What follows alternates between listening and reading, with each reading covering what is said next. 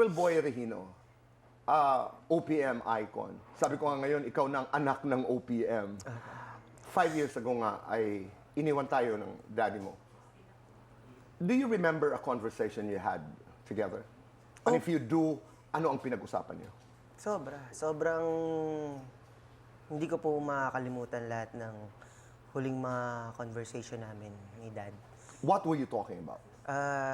Yung sabi niya sa akin, anak, kasi nasa Amerika na po ako, di ba? Umuwi lang po ako dito sa Pilipinas. Sabi niya, anak, sabi niya sa akin na, balik ka na ng Pilipinas. Sabi niya, hindi, sabi niya, anak, balik ka na dito.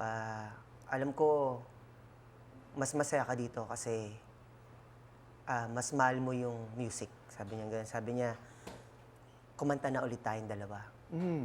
Sabi niya, para tayong Batman and Robin. Yun, sabi niya.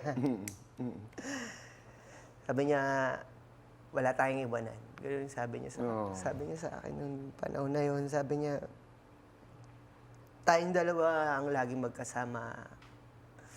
Kakanta tayo, gagawa tayo ng mga kanta.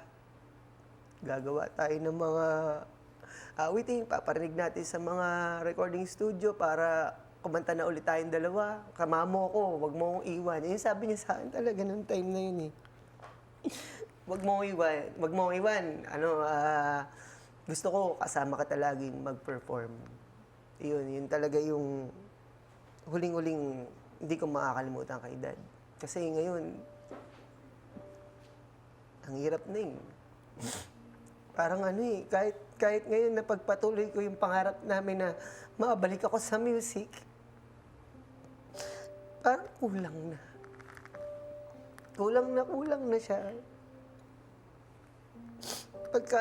Siyempre, kakanta ako sa stage, mapapasaya ako ng tao. Pagka minsan napapalingon talaga ako, minsan sa kanan o sa kaliwa kasi lagi siya nandun eh. Dalawa kami nasa stage eh. Ngayon, ako na lang eh. Kaya, kahit na maraming dumadating minsan na opportunity, ngayon, nakuha ako ng GMA, parang, mas maganda siguro sana ako nakikita niya. Diba na, ako, proud kasi siya sa akin eh. Kasi nga, sa kanya tinuro lahat ng pagkanta, paano mag-gitara, paano marap sa tablado. Tapos ngayon,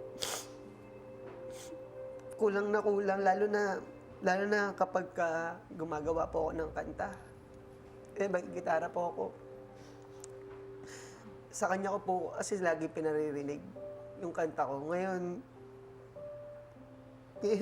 wala na yung pupunta ako dun na magsasabi sa akin, anak, ang ganda ng ginawa mong kanta.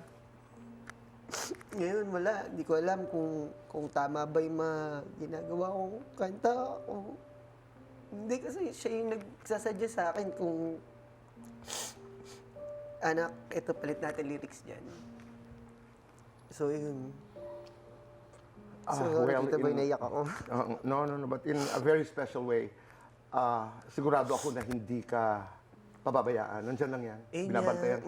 Maraming salamat nga po kay Dad kasi kahit wala na siya, yung pangaral niya, Nandiyan sa puso. nabuhay sa akin po. Alam ko, ginagabayan niya po ako ngayon. So, thank you po sa daddy ko sa pagpapalaki sa akin. And siyempre, sobrang thank you po sa Panginoon Diyos natin kasi hindi niya kami pinababayaan ni Mami. Lagi pa rin kaming, alam namin na mahal kami ni Dad sa kanan ni God. Mahal na mahal ka ng daddy mo. At ang iyong kapatid, siyempre, at ang mami mo. Tayong nag-uusap, sobrang pinakitaan ka kung gaano ka kamahal ng daddy mo, how supportive he was sa iyong musika, sa iyong karera.